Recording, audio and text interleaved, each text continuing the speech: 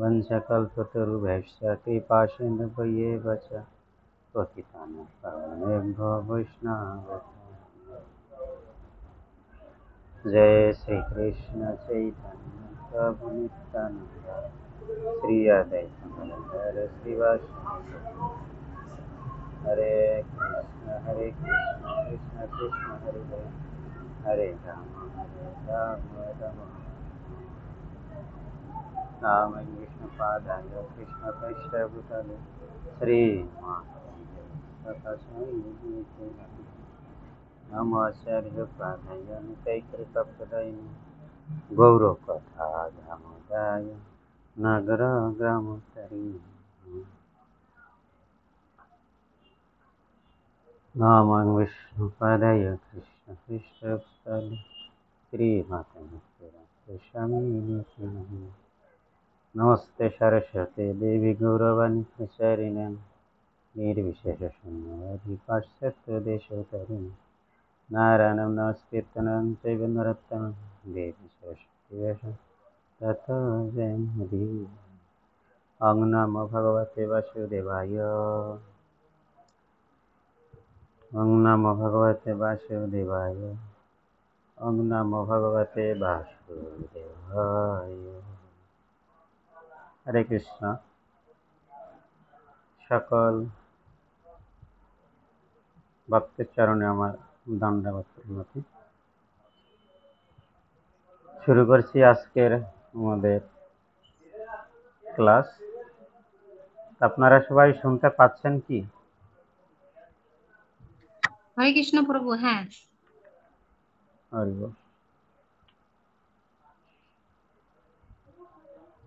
তা আমরা এখন থেকে লিংক শুধুমাত্র গ্রুপে দেব, প্রত্যেক আইডিতে নয়। আপনারা গ্রুপে কখনো খেয়াল করেন না, এটা হচ্ছে মেন বিষয়। আপনারা কখনো গ্রুপ খুলেও দেখেন না যে কি দেওয়া হলো, এই জন্য শুধুমাত্র গ্রুপেই দেওয়া হবে এখন থেকে। ঠিক আছে প্রভু। আমরা গত ক্লাস করেছিলাম কত নাম্বার শ্লোক? 15-16।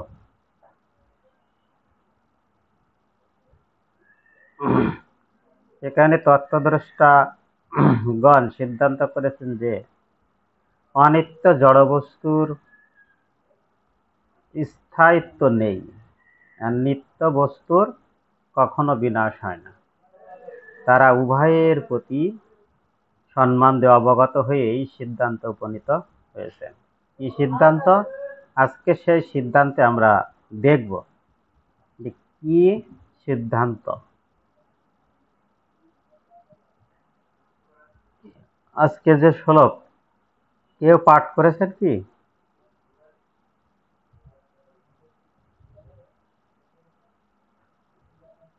হরে কৃষ্ণ। কেউ পাঠ করেনি? সত্যি বলছি প্রভু, না পাঠ করা হয়নি।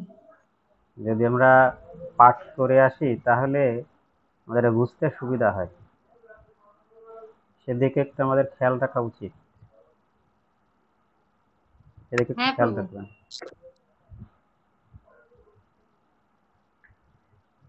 অবিনাশী তু তদ্বিদ্ধি येन सर्वं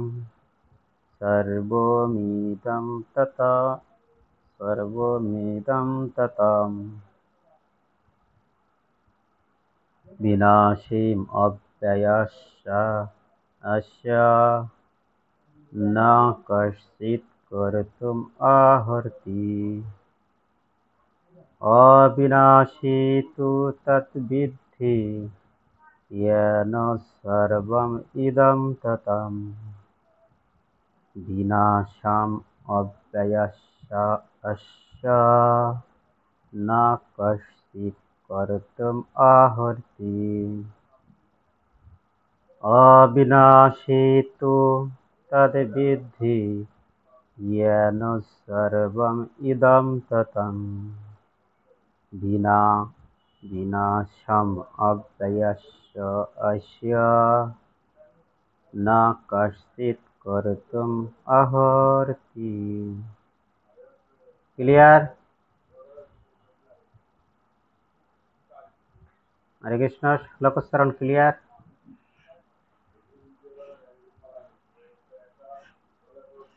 अविनाशी तु तद्विद्धि येन सर्वम् इदं ततम्। विनाशम् अव्यस्य अस्य न कश्चित् कर्तुम् अर्हति। अमल प्रभु क्लियर?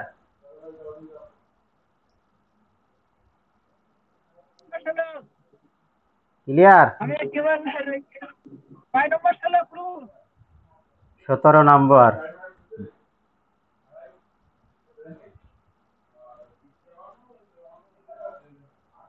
আর কেউ ক্লিয়ার? দিবা মাতাজি ক্লিয়ার?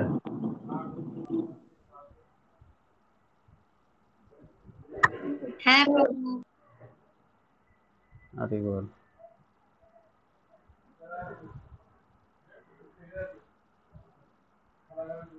অনুবাদ। যা সমগ্র দেহে পরিব্যাপ্ত হয়ে রয়েছে তাকে তুমি অবিনাশী বলে জানবে।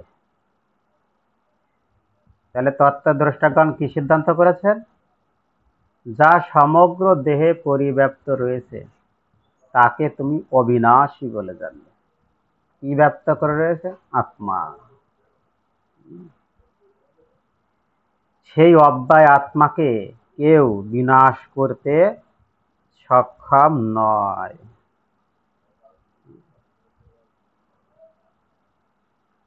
সেই অবিনাশী আত্মাকে কেউ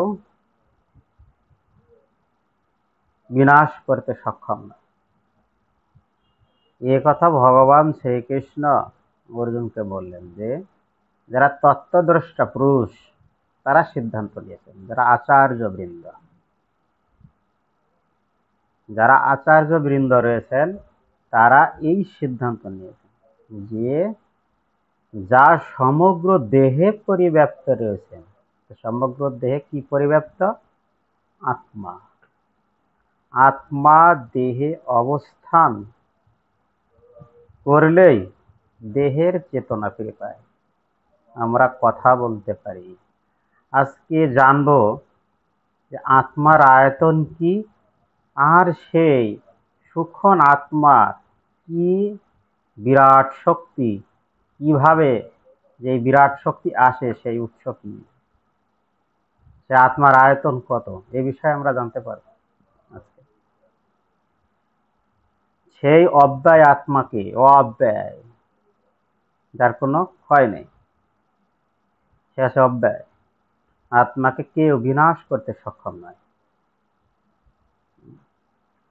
তাৎপর্য এই শ্লোকে আরো স্পষ্ট ভাবে সমগ্র দেহে ব্যক্ত আত্মার প্রকৃত স্বরূপ ব্যাখ্যা করা হয়েছে। আত্মার যে স্বরূপ কি সেই সম্বন্ধে আমরা এই শ্লোকের মাধ্যমে জানতে পারি। যে কেউ হৃদয়ঙ্গম করতে পারে সমগ্র দেহ জুড়ে কি বিস্তৃত হয়ে আছে সেটি চেতনা। হৃদয়ঙ্গম কি কে বলতে পারবেন?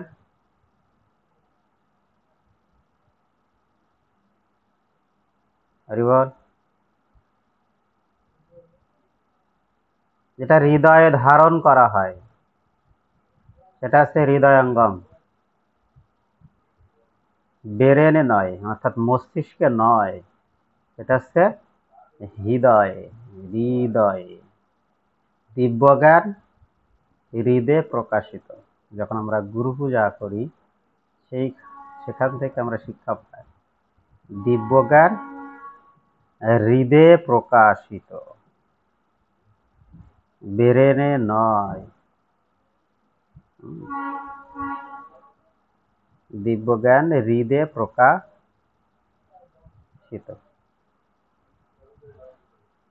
সেখান থেকে আমরা বুঝতে পারি যে দিব্যজ্ঞান কখনো ব্রেনে প্রকাশিত হয় না, হৃদয়ে প্রকাশিত হয়।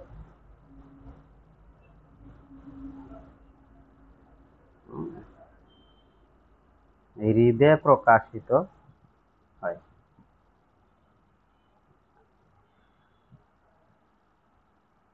প্রত্যেকেই তার দেহের সুখ ও বেদনা সম্বন্ধে আংশিকভাবে বা সামগ্রিকভাবে সচেতন। সুখ ও বেদনা আমরা এই বিষয়ে ক্লিয়ার বুঝতে পারি। সুখ আর বেদনা আমরা আছে দেহের মাধ্যমে, সুখ দুঃখ এগুলো আমরা দেহের মাধ্যমে অনুভব করতে পারি। হ্যাঁ,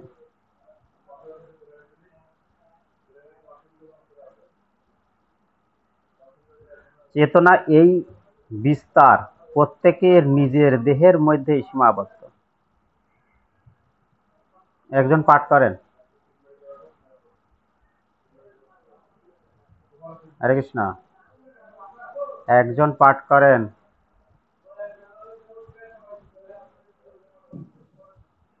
প্রভু আমি পাঠ করছি। করেন।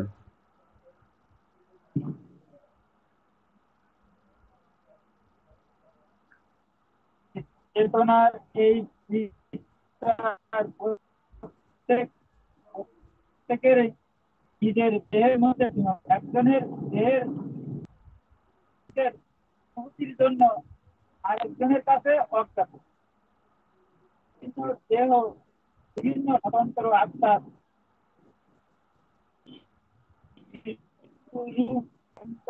চেতনার মাধ্যমে আত্মার প্রকৃতির লক্ষণগুলি ঠিক হয়।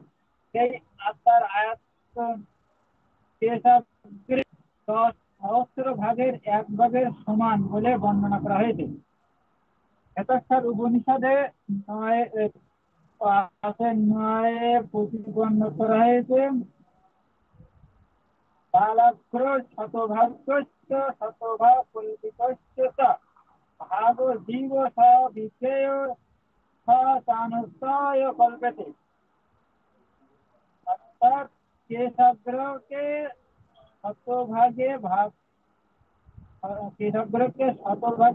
হয়, তার একটি ভাগকে আবার শতভাগ ভাগ করলে যে আয়তন হয় আত্মার আয়তন ততখানি। সেই রকম অনুরূপ একটি শ্লোকে বলা হয়েছে কেশাগ্র শতভাগ্যশ্চ শতাংশ সমৃদ্ধত্ব জীব সুখ স্বরূপ অহং সংখ্যাতীতে বিস্তৃত অসংখ্য যে চিতকণা রয়েছে তার আয়তন কেশাগ্রের 10 সহস্র ভাগের 1 ভাগের সমান। সুতরাং আচ্ছা, এই পর্যন্ত জীবাত্মার এই পর্যন্ত বলা হচ্ছে যে বলাগ্র শতভাগ্যস্য শতধা কল্পিতস্য চ ভাগ জীব বিজ্ঞেয় সচন্যাম কল্পতে। এখানে বলা হচ্ছে যে কেশাগ্রকে শতভাগ করে। এখন অগ্র বলতে কি বোঝায়? অগ্রভাগ বলতে কি বোঝায়? দেহের তুলনায় অগ্রভাগ অর্থাৎ সুচারু চিকন সরু যেটুকু, সাধারণ দেহ থেকে সরু যেটুকু, সেটুকে বলা হয়েছে অগ্রভাগ। যেমন আমরা যখন কোনো সবজি বা সবজির ডগা আমরা দেখি, ডগা বলতে নরম অংশটুকু বলা হয় হচ্ছে ডগা। ঠিক তেমনই কেশের সাধারণ যে পুরুত্ব, সেখান থেকে সরু যে অংশটুকু সেটাকে হচ্ছে অগ্রভাগ। এখন কেশের তো অগ্রভাগই খুঁজে পাওয়া কঠিন, সেই অগ্রভাগের 100 ভাগ, শতভাগ, সেই 100 ভাগকে আবার 100 ভাগ, অর্থাৎ 1,000 ভাগ, 10,000 ভাগ। 10,000 ভাগ করলে, কেশের অগ্রকে 10,000 ভাগ করলে তার 1 ভাগ হচ্ছে আয়তন, হচ্ছে 8 মাস। ততখানি আয়তন হচ্ছে 8 মাস। অগ্রভাগই তো খুঁজে পাওয়া যায় না, তার 10,000 ভাগের 1 ভাগ কি আমরা কখনো চোখে মেলাতে পারবো? কোনো অনুবীক্ষণ যন্ত্রকে মেলাতে পারবে? পারবে রাহুল বাবু? না, পারবে না। এই সেই যে চিৎকণা, সেই চিৎকণা, অসংখ্য যে চিৎকণা রয়েছে তার আয়তন কেশাগ্রের 10,000 ভাগের 1 ভাগের সমান। সে হচ্ছে চিৎকণা। সুতরাং স্বতন্ত্র জীবাত্মা একটি চিৎকণা। জীবাত্মা হচ্ছে একটা চিৎকণা।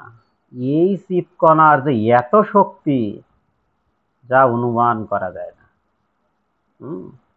যা অনুমান করা যায় না। এই চিৎকণা যখন একটা দেহে অবস্থান করে, সেই দেহ এই বড় বড় অট্টালিকা তৈরি করে ফেলায়। সাগর মহাসাগরে তৈরি করে ফেলাতে পারে।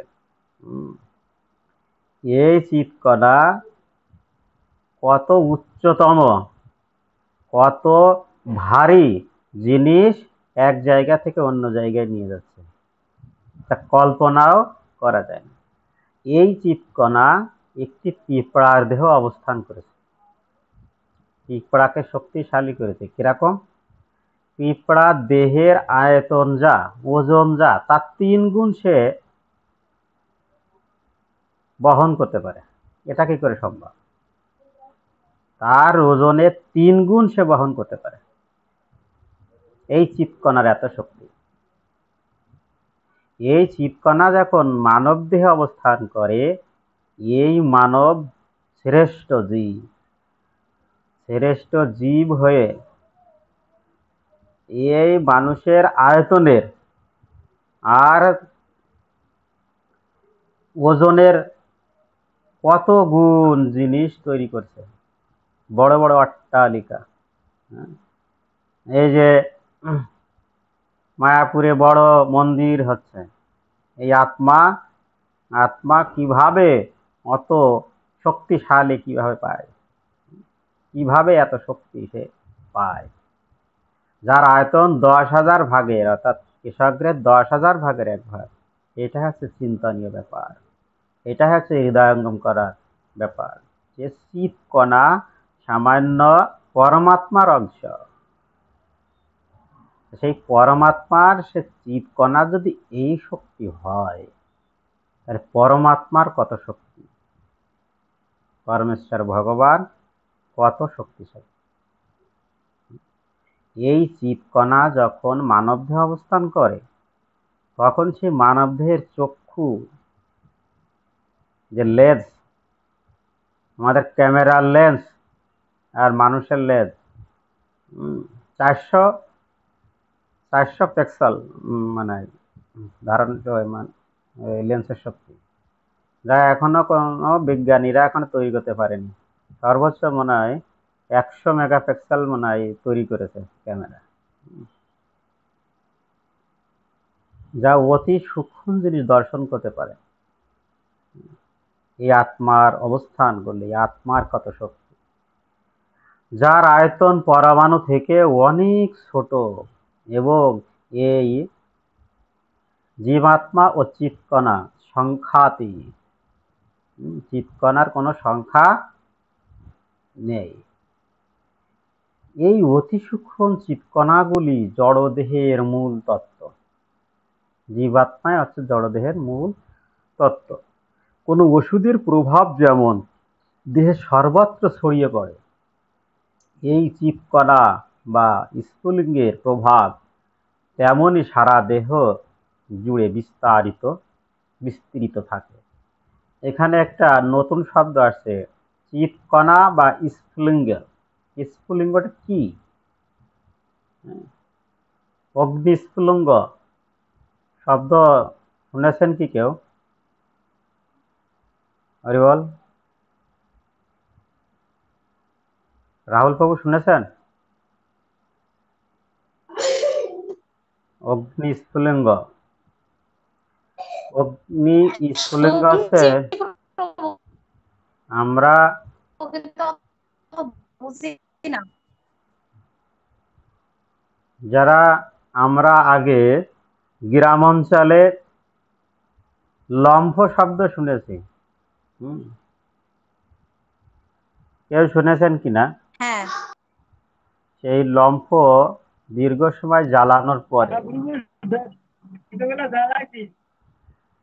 দীর্ঘ সময় জ্বালানোর পরে ছোট ছোট গুড়ি গুড়ি, হ্যাঁ, সরিষার মতো দানা সৃষ্টি হয়। সেই দানাগুলো যখন অনেক সময় ছুটে পড়ে, ছুটে পড়ার পরে কিছুক্ষণ জ্বলে, এইগুলোকে বলা হয় স্ফুলিঙ্গ। কেউ দেখেছেন কিনা? দেখেছেন? আমি হ্যাঁ প্রভু দেখছি। ওইগুলোকে বলা হয় অগ্নিস্ফুলিঙ্গ বলা হয়। অর্থাৎ যখন অগ্নি প্রজ্বলন করা হয় তার থেকে যে কণাগুলো ছুটে বের হয়, অনেক সময় চুলায় যখন আগুন প্রজ্বলন করা হয় তখন ওই ছুটে যে কিছু কণা পড়ে দূরে যে, এবং কিছুক্ষণ সেটা জ্বলে। কিছুক্ষণ বলতে 2-4 সেকেন্ড জ্বলে। এগুলো অগ্নিস্ফুলিঙ্গ। আরো ক্লিয়ার যদি বোঝানো সম্ভব, আমরা লোহা লক্কড় অর্থাৎ ওয়েল্ডিং মিস্ত্রি যে কাজগুলো করে, সেখানে একটা লোহার সাথে আর একটা লোহা জোড়ায়, তো ওখানে যখন জোড়ায় তখন ওই মানে তাপে ওটা লোহার সাথে স্পর্শ করলেই বিভিন্ন ওই অগ্নিশিখা বের হয়, এবং ওখান থেকে কিছু কিছু ওই লোহার গুঁড়ো সেগুলো দূরে ছুটে যায়, এবং কিছুক্ষণ পরে সে আলোটা আবার লিভে যায়। এখন দেখেছেন কি? কেউ দেখেছেন? ওইগুলোকে বলা হয় অগ্নিস্ফুলিঙ্গ। সেগুলো হচ্ছে চিৎকণা স্বরূপ, কিন্তু এই চিৎকণাগুলো দেখা যায় না, আমাদের এই সাধারণ চোখে দেখা যায় না। এর জন্য দিব্য চক্ষুর প্রয়োজন। এই অতি সূক্ষ্ম চিৎকণাগুলি জড়দেহের মূল তত্ত্ব। কোনো ওষুধের প্রভাব যেমন দেহ সর্বত্র ছড়িয়ে পড়ে, এই চিৎকণা ও স্ফুলিঙ্গের প্রভাব তেমনই সারা দেহ জুড়ে বিস্তৃত থাকে। আত্মার এই প্রবাহ চেতনারূপে সমগ্র দেহে অনুভূত হয়, এবং সেটি আত্মার উপস্থিতির প্রমাণ। সামান্য একটি স্ফুলিঙ্গ যখন আমাদের হৃদয়ে ধারণ করে, তখন আমাদের দেখা যাচ্ছে এই দেহের চেতনা ফিরে পায়, এবং অসম্ভব কার্য করে এই আত্মা দ্বারা দেহ, যা কখনো সম্ভবই না, চিন্তার অতীত। যে কোনো সাধারণ মানুষও বুঝতে পারে যে জড়দেহে চেতনা না থাকলে তা মৃত দেহে পরিণত হয়, এবং কোন রকম জড় প্রচেষ্টার দ্বারাই আর সেই দেহে চেতনা ফিরে আনা যায় না। কোন প্রচেষ্টার দ্বারা এই দেহে চেতনা ফিরিয়ে আনা যায় না। তাই চেতনার উদ্ভব জড় পদার্থের সংমিশ্রণের ফলে হয় না। বিজ্ঞানীরা বলে যে জড় পদার্থের সংমিশ্রণের ফলে আত্মা তৈরি করা যেতে পারে, কিন্তু শ্রীল প্রভুপাদ বলেছেন যে চেতনা উদ্ভব জড় পদার্থের সংমিশ্রণের ফলে হয় না, তা হয় আত্মা থেকে। আত্মার পারমাণবিক পরিমাপ সম্বন্ধে মুন্ডক উপনিষদেও বলা হয়েছে।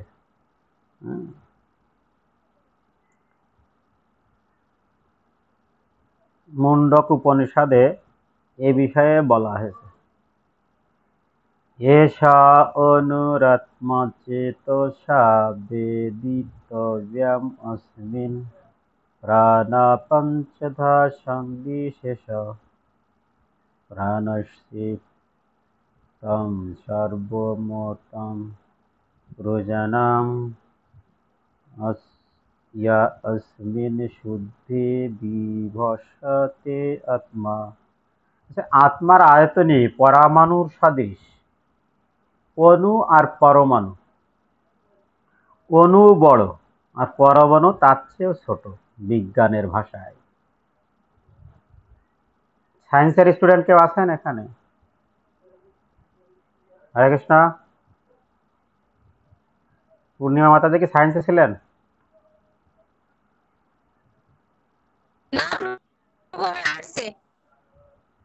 যারা সায়েন্সের স্টুডেন্ট আছেন, তাছাড়া নবম শ্রেণীর বিজ্ঞান বইতে অণু পরমাণু সম্পর্কে বিশ্লেষণ করা আছে।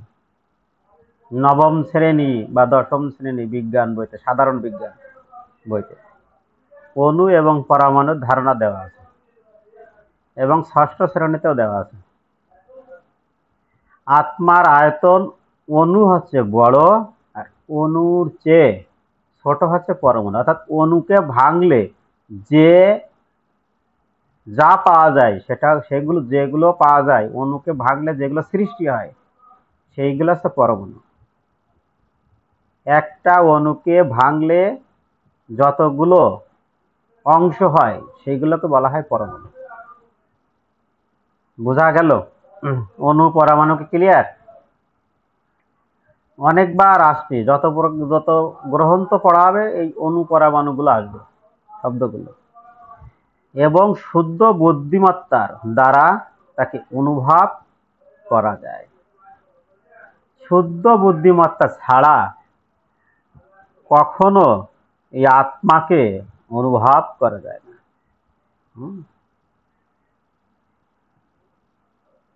পরমাণু সাদৃশ্য এই আত্মা পঞ্চবিধ বায়ুতে অর্থাৎ 5টা বায়ু আমাদের দেহে আছে। ভাসমান থেকে হৃদয়ে অবস্থান করে। 5টা বায়ু কি? প্রাণ, আপন, সমান, ব্যান আর উদান। এই 5টা বায়ুতে ভাসমান থেকে হৃদয়ে অবস্থান করে এবং দেহের সমগ্র দেহে তার প্রভাব বিস্তার করে। আত্মা যখন এই পঞ্চবিধ জড় বায়ুর কলুষিত প্রভাব থেকে পবিত্র হয়, তখন তার অপ্রাকৃত প্রভাবের প্রকাশ হয়। কলুষিত থেকে যখন সে মুক্ত হয়। হঠযোগের প্রকৃত উদ্দেশ্য হচ্ছে, এখান থেকে কেউ একটু পড়ুন। হঠযোগের প্রকৃত উদ্দেশ্য হচ্ছে,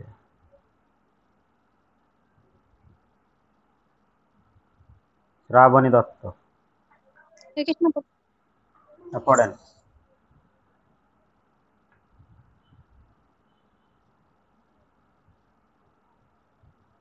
পড়েন। পূর্ণিমা মাতাজি পড়ছিলেন তো, শ্রাবণী দত্ত রেডি না? হ্যাঁ পড়েন।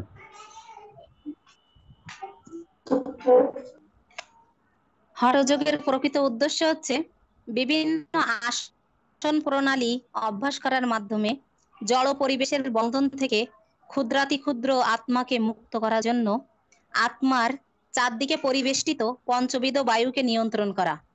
কিন্তু দুর্ভাগ্যবশত দেহতত্ত্বের এই অতি উন্নত বিজ্ঞানকে তারা এক অতি বিকৃত রূপ দান করে, জাগতিক সুখভোগ ও ইন্দ্রিয় তৃপ্তির বাসনায় প্রয়োগ করছে। সমস্ত বৈদিক শাস্ত্রে বলা হয়েছে জীবাত্মা পরমাণু সদৃশ। শুধু বুদ্ধিমত্তা সম্পন্ন যে কোনো মানুষই উপলব্ধি করতে পারে যে আত্মা হচ্ছে পরমাণু সদৃশ চিৎ কণা। যারা বলে থাকে যে জীবাত্মাই হচ্ছে সর্বব্যাপ্ত বিষ্ণু তত্ত্ব, অতি সহজেই বোঝা যায় যে তারা বিকৃত মস্তি সম্পন্ন, অপ্রকৃতিস্থ মানুষ। পরমাণু চৈতন্য কোনো একটি বিশেষ দেহের সর্বত্র পরিব্যাপ্ত হতে পারে, কিন্তু জীবাত্মা কোনো অবস্থাতেই সর্বব্যাপ্ত বিষ্ণু তত্ত্ব হতে পারে না। মুস্তক উপনিষদে বলা হয়েছে প্রতিটি জীবের হৃদয়ে জীবাত্মা বর্তমান থাকে, কিন্তু এই আত্মা এত সূক্ষ্ম যে জড় ইন্দ্রিয়ের সাহায্যে তা দেখা যায় না। বর্তমান যুগে অণুবীক্ষণ যন্ত্রের সাহায্যেও এই অতি সূক্ষ্ম আত্মা মানুষের ইন্দ্রিয় গ্রাহ্য হয় না। তাই আধুনিক যুগের তথাকথিত বৈজ্ঞানিকেরা হঠকারিতা করে আত্মার অস্তিত্বকে অস্বীকার করে, কিন্তু একটু সুস্থ মস্তিষ্কে চিন্তা করার মধ্যে সমস্ত সন্দেহের নিরসন হয়। কারণ জীবের হৃদয়ে আত্মার সঙ্গে একসাথে অধিষ্ঠিত থেকে পরমাত্মাই জীবকে পরিচালিত করেন। তাই আপাত দৃষ্টিতে দেখা যায় জীবদেহের সমস্ত কার্যকলাপ হৃদয়ের দ্বারা পরিচালিত হয়। যে সমস্ত রক্তকণিকা ফুসফুস থেকে অক্সিজেন বহন করে, আমি দরজা খুলছি, অপরাধ ক্ষমা করবেন। হরে কৃষ্ণ। ঠিক আছে। রক্তকণিকা ফুসফুস থেকে অক্সিজেন বহন করে। আমি পড়ছি। রক্তকণিকা, যে সমস্ত রক্তকণিকা ফুসফুস থেকে অক্সিজেন বহন করে, তারা তাদের শক্তি আহরণ করে আত্মা থেকে। এই যে শক্তি আহরণ করে অক্সিজেন কোথা থেকে? এই আত্মা থেকে। এটা আমাদের জানা প্রয়োজন। আত্মা যখন জড়দেহ ত্যাগ করে চলে যায়, তখন রক্ত সঞ্চালন, শ্বাস প্রশ্বাস আদি দেহের সমস্ত ক্রিয়াগুলি বন্ধ হয়ে যায়। চিকিৎসা বিজ্ঞানে লোহিত রক্তকণিকার এই গুরুত্ব স্বীকার করে থাকে। লোহিত রক্তকণিকা, রক্ত দুই প্রকার, একটা আছে শ্বেত রক্তকণিকা, একটা আছে লোহিত রক্তকণিকা। সেই লোহিত রক্তকণিকা এই গুরুত্ব স্বীকার করে থাকে। কিন্তু সমস্ত শক্তির উৎস যে আত্মা, তা বুঝতে পারে না। তবে চিকিৎসা বিজ্ঞান স্বীকার করে যে হৃদয়ই হচ্ছে দেহের সমস্ত শক্তির কেন্দ্রস্থল, আর এই আত্মা অবস্থান করে হৃদয়ে। আত্মার এই পারমাণবিক চিৎকণাগুলিকে সূর্যকিরণের অণুর সঙ্গে তুলনা করা হয়েছে। সূর্যকিরণের যে অণু, তার সাথে তুলনা করে।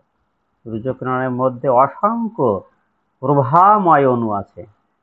সেই রকম পরমেশ্বর ভগবানের থেকে বিস্ফোরিত চিৎকণাগুলি পরমেশ্বরের জ্যোতির পারমাণবিক কণাস্বরূপ, যাকে বলা হয় প্রভা। তাহলে প্রভা কাকে বলা হয়? অর্থাৎ উৎকৃষ্ট শক্তি ভগবান থেকে যেটা বিস্তৃত হয়েছে প্রভা।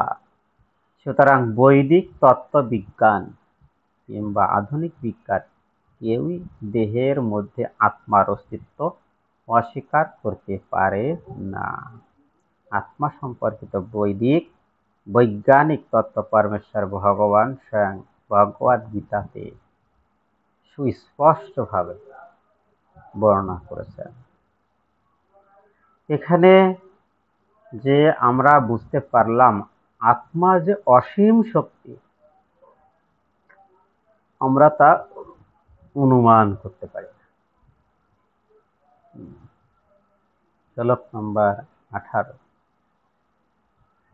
অন্তবন্ত ইমে দেহা নিত্যশক্তা শরীরিণাং অনাশীন অপ্রিমাস্য তস্মাৎ ইদ্যশ ভারত। অন্তবন্ত ইমে দেহা নিত্যশক্ত শরীরিণাং অনাশীন অপ্রিমাস্য তস্মাৎ ইদ্যশ ভারত। ক্লিয়ার?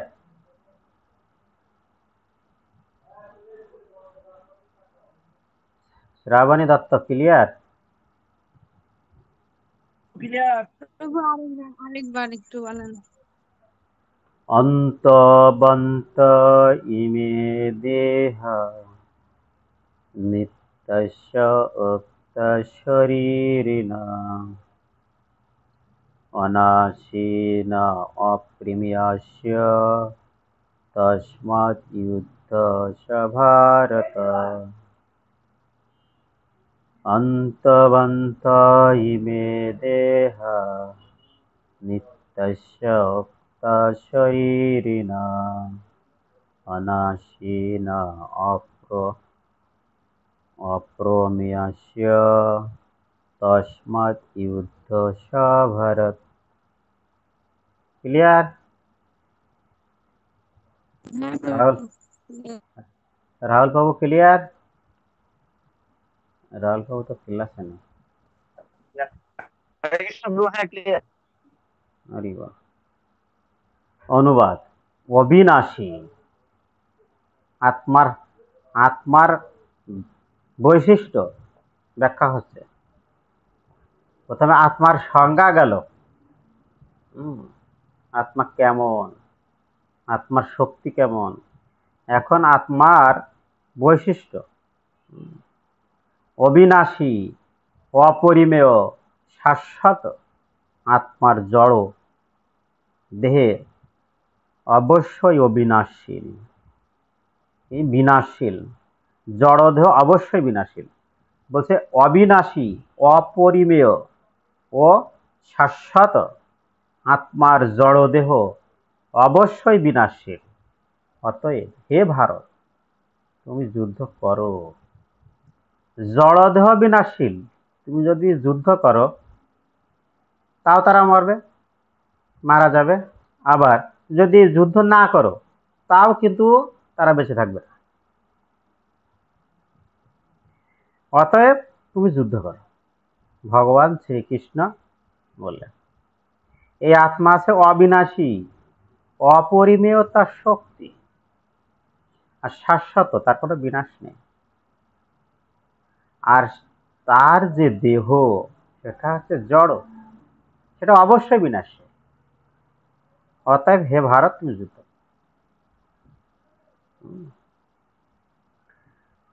একজন তাৎপর্য পড়বেন, কে আছেন?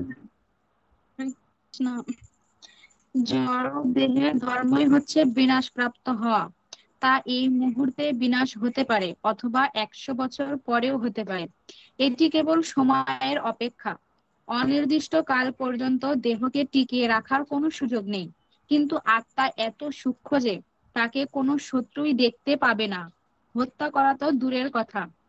পূর্ববর্তী শ্লোকে যা বর্ণনা করা হয়েছে, আত্মা এত সূক্ষ্ম যে তার পরিমাপ করাও অসম্ভব।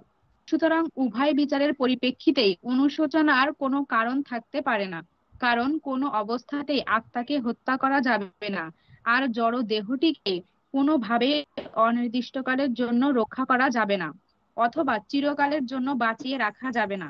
কর্ম অনুসারে সমগ্র আত্মার ক্ষুদ্রাতি ক্ষুদ্র অংশ জীবাত্মা জড় দেহপ্রাপ্ত হয়। সেজন্যই ধর্মীয় রীতিনীতি পালন করা উচিত। বেদান্ত সূত্রে আত্মাকে আলোক বলে বিবেচনা করা হয়েছে, কারণ সে হচ্ছে পরম আলোকের অংশ। সূর্যের আলোক যেমন সমস্ত ব্রহ্মাণ্ডকে প্রতিপালন করে, তেমনি আত্মার আলোকও জড় দেহকে প্রতিপালন করে। যে মুহূর্তে আত্মা তার দেহটি পরিত্যাগ করে, তখন থেকেই সেই দেহটি পচতে শুরু করে। তাই দেহকে প্রতিপালন করে আত্মাই, দেহের কোনো গুরুত্ব নেই। ভগবান শ্রীকৃষ্ণ অর্জুনকে উপদেশ দিয়েছিলেন জড় দেহাত্মা বুদ্ধির কারণে ধর্মীয় উদ্দেশ্য পরিহার না করে যুদ্ধ করতে। হরে কৃষ্ণ। হরে কৃষ্ণ। আমরা এখানে দেখতে পাচ্ছি আত্মার গুরুত্ব কি আর দেহের গুরুত্ব কি। এখানে সেটাই ক্লিয়ার করে বোঝানো হচ্ছে। জড়দের ধর্ম হচ্ছে বিনাশপ্রাপ্ত। তা জড় যে বস্তুগুলো জড় আছে, জড় সকল বস্তু ধ্বংসপ্রাপ্ত হবে। এখন হোক বা 10 বছর পরে হোক, বা 1 বছর পরে হোক, বা 6 মাস পরে, তার বিনাশপ্রাপ্ত হবেই। অনির্দিষ্ট কাল পর্যন্ত তা টিকিয়ে রাখা কখনোই সম্ভব। এটা আমরা যদি চিকিৎসা বিজ্ঞানেও যদি চেষ্টা করে তাও সম্ভব নয়। আত্মার অবস্থান আছে, তার দেহ সুস্থ আছে। আত্মা নেই, দেহ জড়। আত্মা নেই, তার দেহের চেতনা নেই। আর চেতনা নেই, সেই দেহ মৃত। কিন্তু আত্মাকে কোনো শত্রু দেখতে পারে না, কারণ আত্মার যে আয়তন শত্রুর পক্ষে দেখা সম্ভব নয়। আর শত্রু সেই আত্মাকে হত্যা করার কখনো সম্ভব নয়।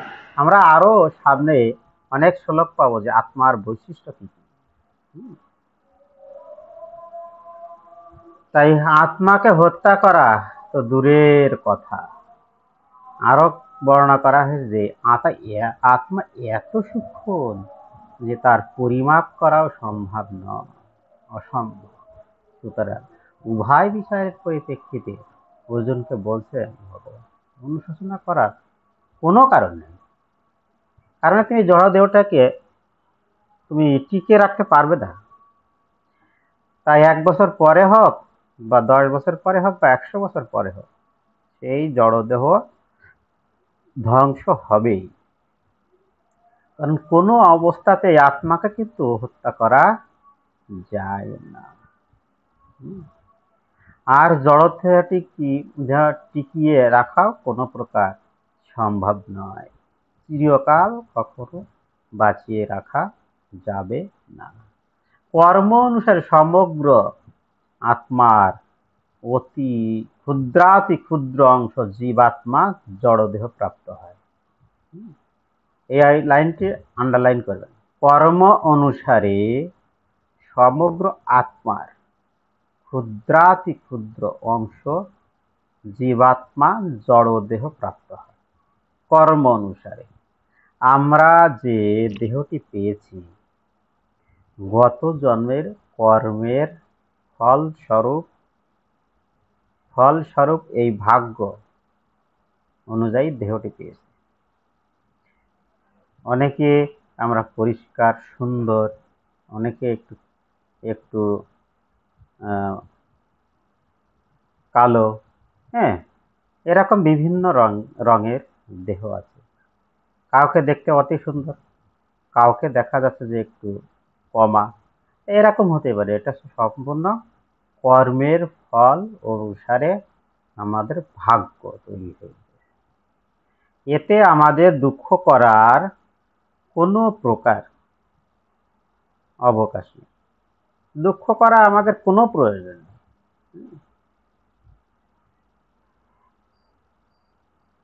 সেই জন্য ধর্মীয় রীতিনীতি পালন করা অবশ্যই উচিত। ধর্মীয় রীতিনীতি পালন করলে আমাদের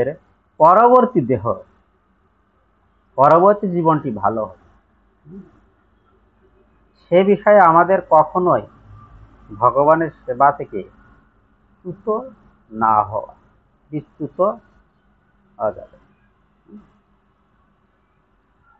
সূর্যের আলোক যেমন সমস্ত ব্রহ্মাণ্ডকে প্রতিপালন করে, তেমনি আত্মার আলোক এই জড়দেহকে প্রতিপালন করে।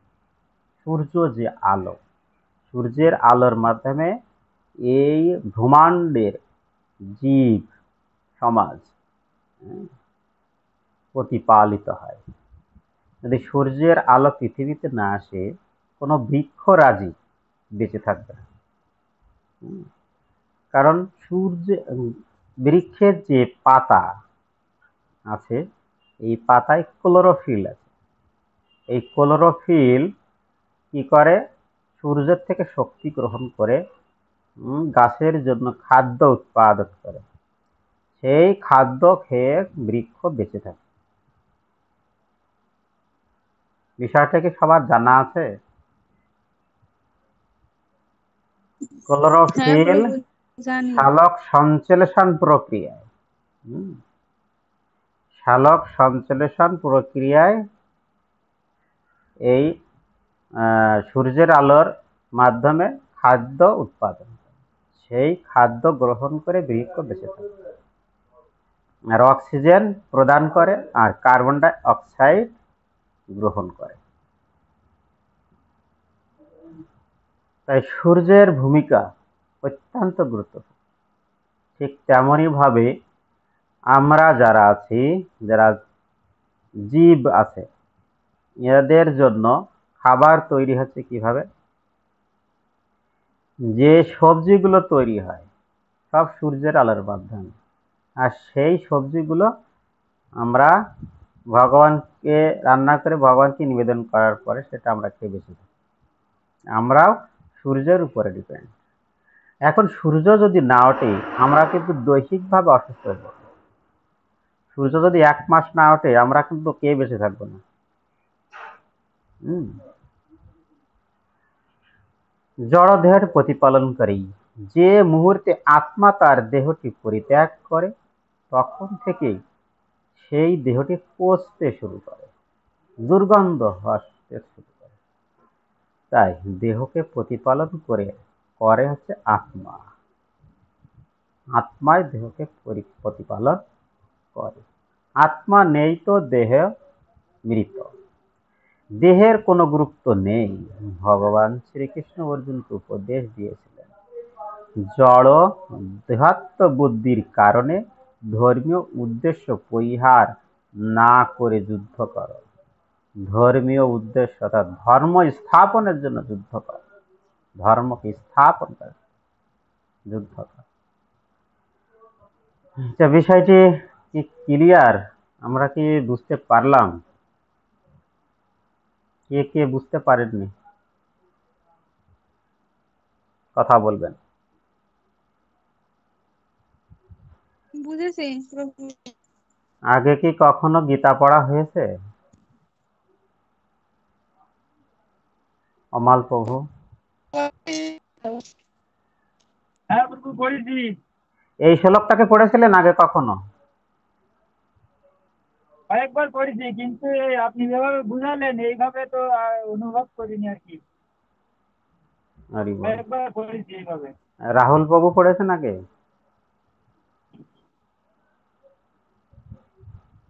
প্রভু পড়ছি তো অনেকবার, কিন্তু আপনি পড়লে কেন জানি সবকিছু মনে হয় নতুন নতুন করে আবার। নতুন হয়ে যায়। পূর্ণিমা মাতাজি?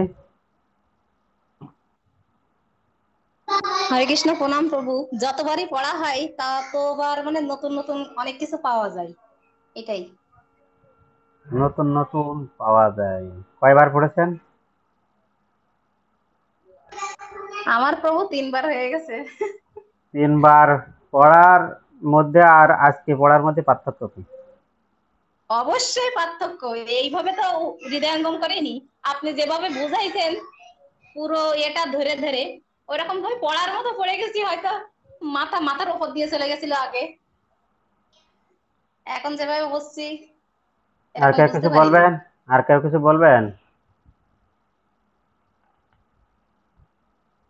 আগামী ক্লাসে 19 এবং 20 নাম্বার শ্লোক আমরা পাঠ করব। কৃপা করে একটু পড়ে আসলে সুবিধা হয়, বুঝতে সুবিধা হয়। আচ্ছা প্রভু, ঠিক আছে। আর অত্যন্ত তো আমি গুরুত্বপূর্ণ। পরের শ্লোকগুলো খুবই জিজ্ঞাসা গুরুত্বপূর্ণ। হরি বল, বলেন। বলছি, এখানে বলা হচ্ছে দেহের কোনো গুরুত্ব নেই, কিন্তু আমাদের এই দেহের দ্বারা তো সাধন ভজন সবকিছু এই দেহের থেকেই হয়। খালি দেহের কোনো গুরুত্ব নেই, এটা মানে কিভাবে কোন দৃষ্টান্ত দেওয়া হলো একটু বলবেন? আমরা যদি গুরু মহারাজের দিকে খেয়াল করি, গুরু মহারাজের দেহের দিকে যদি খেয়াল করি, এই প্রশ্নের অ্যান্সার আমরা সহজে পেয়ে যাব। গুরু মহারাজের দেহে যে কিডনি লিভার নেই, এগুলো নষ্ট হয়ে গেছে। গুরু মহারাজকে যদি জিজ্ঞাসা করা হয় আপনি কেমন আছেন, গুরু মহারাজ একটাই প্রশ্নের অ্যান্সার দেন, আমি দেহ নই, আমি আত্মা। এখন আপনি কি বলবেন? এখন আপনি ঠিক আছে। কি বলবেন? হুম? আমি দেহ দেহ নয় না, আত্মা, কিন্তু এই এই আত্মা। দেহের দ্বারাই তো উপলব্ধি হচ্ছে যে আমি দেহ নয় আত্মা। ঠিক আছে, কিন্তু গুরু মহারাজ যদি এই প্রশ্নের এই উত্তর দেন, তাহলে আমরা যদি আত্মাকে সুস্থ রাখি, দেহ অলরেডি সুস্থ থাকবে।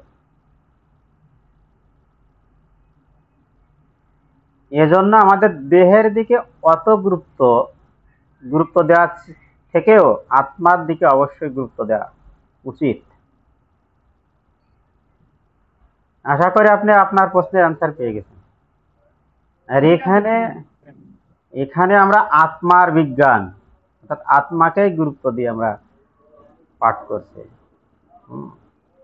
সনাতন ধর্মে আত্মার ধর্ম বলা হয়, সনাতন ধর্ম। হ্যাঁ, আত্মার ধর্ম বলা হয়। এই আত্মাকেই গুরুত্ব সবচেয়ে দেওয়া হয়েছে, কারণ আত্মার কোনো ধ্বংস নেই, দেহের ধ্বংস আছে। আর কিছু বলবেন কেউ? হরে কৃষ্ণ প্রভু, এখানে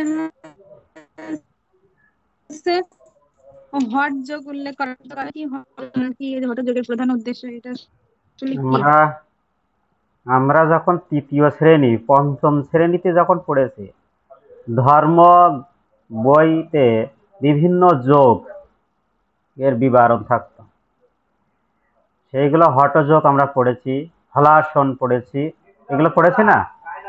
এইগুলো সম্পূর্ণ দেহকে সুস্থ রাখার জন্য।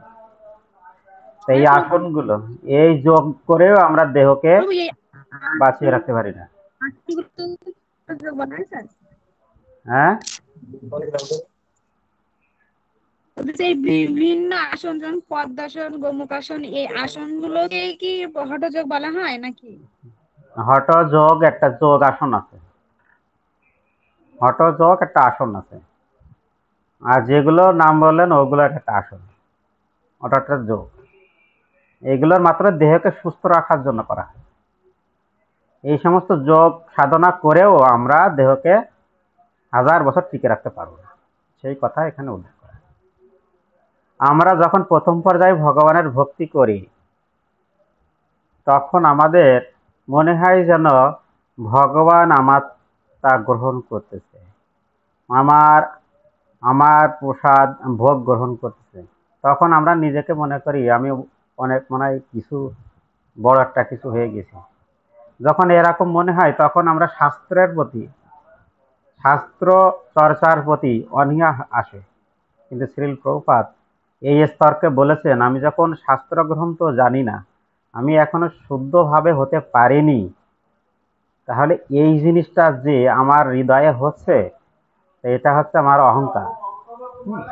এজন্য প্রথম অবস্থায় আমাদের এরকম হতে পারে, তাই বলে আমরা কখনো নিজেকে মনে করেন আমি বড় কোনো ভক্ত হয়ে গেছি, আমি কিছু জানি না, তারপরেও ভগবান আমার তা গ্রহণ করতেছেন, এরকম কখনো মনে করা উচিত নয়।